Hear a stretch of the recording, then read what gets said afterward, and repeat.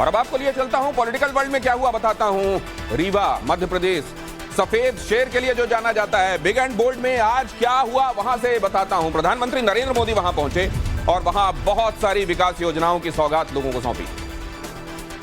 PM Modi ने रीवा का दौरा किया तो सबसे पहली बात उन्होंने कहा कि ये वीरों की जमीन है। 17,000 करोड़ की परियोजनाओं की आधारशिला रखी। रीवा को वीरों की जमीन बताते हुए पंचायतों के लिए ई स्वराज पोर्टल का पीएम ने किया शुभारंभ। गांव के विकास पर बताया। भारतीय जनता पार्टी सरकारों का फोकस इसी साल मध्य प्रदेश में होने हैं विधानसभा चुनाव।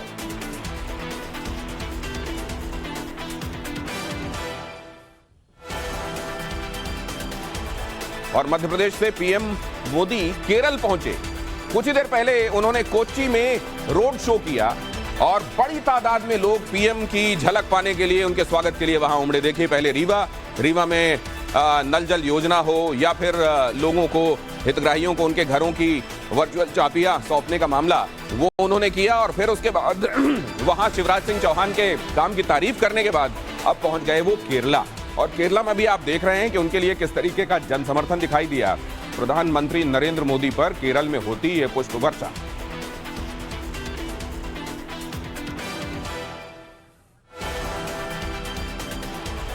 और कोच्चि में ही प्रधानमंत्री नरेंद्र मोदी कल देश को पहला वाटर मेट्रो का तोहफा देने वाले हैं। पोर्ट सिटी कोच्चि में वाटर मेट्रो सर्विस की शुरुआत होनी है। 8 इलेक्ट्रिक हाइब्रिड बोट्स के साथ ये शुरुआत होनी है। कोच्चि शिपयार्ड लिमिटेड में विदेशी मेट्रो तैयार की गई है।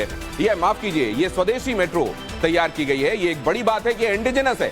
और 78 एयर कंडीशन इलेक्ट्रिक बोट्स हैं। ये 38 टर्मिनल मेट्रो से आसपास के 10 टापू कनेक्ट किए गए हैं। और ट्रैवल का मिनिमम किराया जो होगा वो 20 रुपए रखा गया है।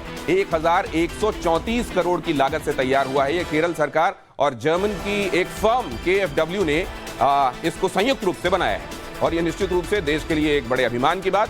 और केरल में सौगात को लेकर तो शशि थरूर भी बाग हो गए हैं और प्रधानमंत्री नरेंद्र मोदी को विकास की इस सौगात के लिए धन्यवाद किया। और अब अगली अहम खबर के लिए आपको लिए चलता हूं महाराष्ट्र की राजनीति बताने। महाराष्ट्र में सियासी एकता पर शरद पवार का बड़ा बयान आया है। बोले 2024 तक महाविकास अघाड़ी गठबंधन रहेगा या नहीं, कहना मुहाल। पवार बोले गठबंधन में रहकर काम करने की इच्छा, लेकिन सिर्फ इच्छा से कहां चलती है राजनीति। महाविकास अघाड़ी की मीटिंग में शामिल नहीं होंगे पवार। संजय राउत ने दावा किया था कि शिंदे सरकार 15 दिन में गिर जाएगी। तो उधर राउत का दावा, लेकिन इधर शरद पवार तो ये कह रहे हैं कि महाविकास अघाड़ी ही तब तक रहेगी कि नहीं रहेगी क्या पता।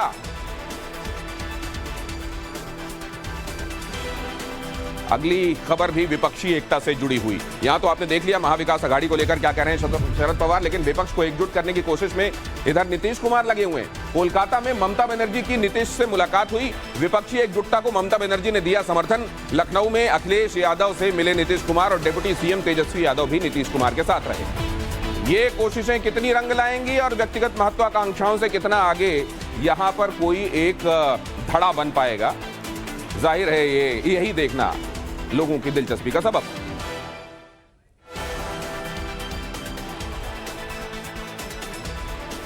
और गृह मंत्री अमित शाह कर्नाटक का दौरा, क्या कह रहे हैं वो अहम, आइए देखें। आगे बढ़ाने का काम किया है। आप सभी जानते हैं धार्मिक आरक्षण संविधान सम्मत नहीं है, परंतु वोट बैंक की पॉलिटिक्स के लिए कांग्रेस ने इसको आगे बढ़ाया था। कांग्रेस के लिए कर्नाटक जन कल्याण का मुद्दा नहीं है, कर्नाटक के विकास का मुद्दा नहीं है। कांग्रेस कर्नाटक में अपने एटीएम को ढूंढ रही है। और दूसरी ओर जेडीएस भी एक परिवारवादी पार्टी है जो हमेशा चुनाव तो कांग्रेस के सामने लड़ती है, परंतु चुनाव होने के बाद सत्ता प्राप्त करने के लिए कांग्रेस के साथ बैठती है। इसलिए मैं कर्नाटक की जनता को आज इस प्रेस वार्ता के माध्यम से अपील करना चाहता हूं कि पूर्ण बहुमत की स्थिर सरकार भारतीय जनता पार्टी की चुनिए, जो प्रधानमंत्री नरेंद्र मोदी जी के नेतृत्व में कर्नाटक का सर्वांगीण विकास करेगी और कर्नाटक में से गरीबी का 100% उन्मूलन करेगी। सुरक्षित कर्नाटक केवल और केवल भारतीय जनता पार्टी दे सकती है। नरेंद्र मोदी सरकार ने पीएफआई पर बैन लगाया। 92 उनके मेन कैडर के लोगों को अरेस्ट किया गया। एनआईए आज आतंकवाद से जुड़े हुए 24 मामलों की जांच कर रही है और एक मजबूत शिकंजा देश विरोधी ताकतों पर कसने का काम भारतीय जनता पार्टी की सरकार ने किया है। आप सभी को मालूम है, कांग्रेस की सरकार थी तब पीएफआई की कैडर्स को स्पेशल ट्रीटमेंट दिया जाता था और वोट बैंक की पॉलिटिक्स के कारण पीएफआई को काम करने की खुली छूट दी गई थी। हमने इस पर संपूर्ण लगाम कसने का काम किया है। आज मैं कित्तूर कर्नाटक में हूं।